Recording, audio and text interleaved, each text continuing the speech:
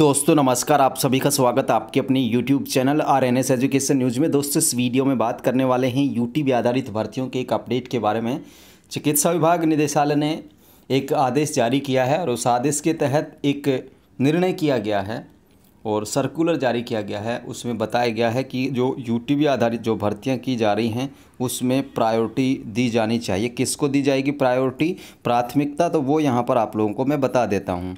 कहीं ना कहीं डैमेज कंट्रोल की कोशिश यहाँ पर की जा रही है सरकार की तरफ से।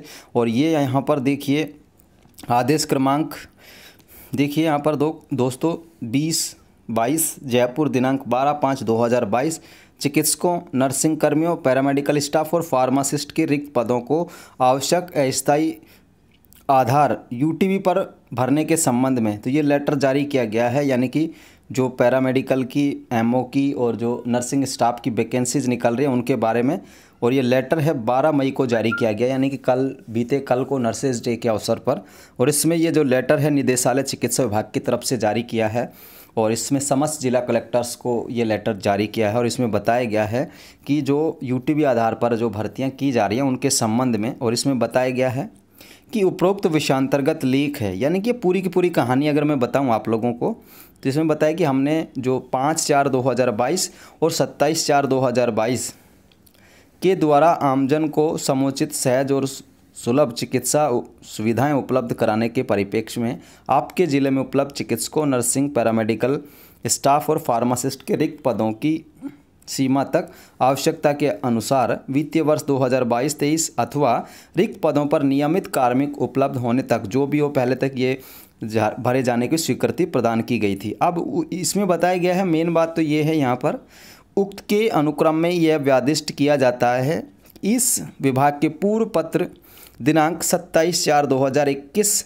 व 5/5/2021 में प्रदत्त निर्देशों की अनुपालना में कोविड काल में कोविड-19 से संक्रमित मरीजों की चिकित्सा शुश्रूषा करने वाले आवश्यक अस्थायी आधार पर नियोजित कर्मचारियों को प्रथम वरीयता प्रदान करते हुए जिला स्वास्थ्य कमेटी के माध्यम से पूर्व अनुसार निर्धारित शर्तों के अध्ययन भरा जावे। यानी कि ये तो मैंने आप लोगों को पूरा का पूरा ये जो लेटर था ये इसकी भाषा को हूबहू बता दिया इसमें क्या है। आप इसको आसान भाषा में समझ लीजिए, सीधी सी और सरल भाषा में। इसमें कहा गया है दोस्तों, अगर आपने देखिए कोविड-19 में, ठीक है, कोविड-19 में पहले वो काम किया है सरकारी अस्पताल में, ठीक है, तो आप लोगों को प्रायोरिटी दी जाएगी। इसमें ये कहा है, इनमें समस्त कलेक्टर्स को लिखा गया है।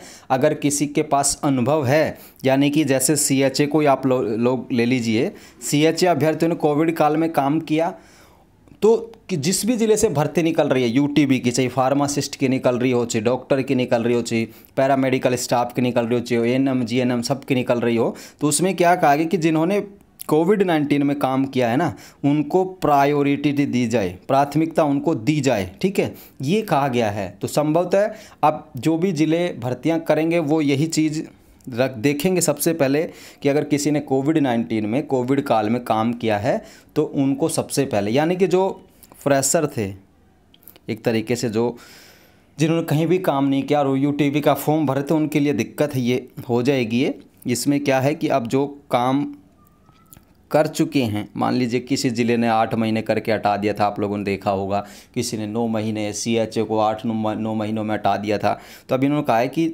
उनको अस्थायी आधार पर वरीयता दी जाए, ठीक है। वरीयता देखिए यहाँ पर प्रथम वरीयता उनको दी जाए जो कोविड काल में काम कर चुके हैं, जिनमें CHA भी शामिल हैं। तो इस तरीके से इन पदों को भरा जाए।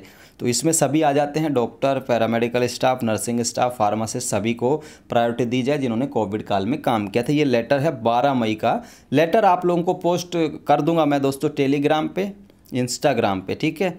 तो वहाँ पर आप लोग इस लेटर को पढ़ सकते हैं या फिर ऑफिशियल जो वेबसाइट है इस पर भी आप लोग जा सकते हैं। और तमाम ज़िलों के जो यूटीबी आधारित भर्ती अपडेट्स हैं उनको पाने के लिए जुड़े रहे हमारे चैनल के साथ। अगर किसी को इस आदेश को समझने में दिक्कत हो रही है कमेंट करके फिर से पूछ सकता है। धन्यवाद सभी साथियों का। जय हिंद, जय भारत।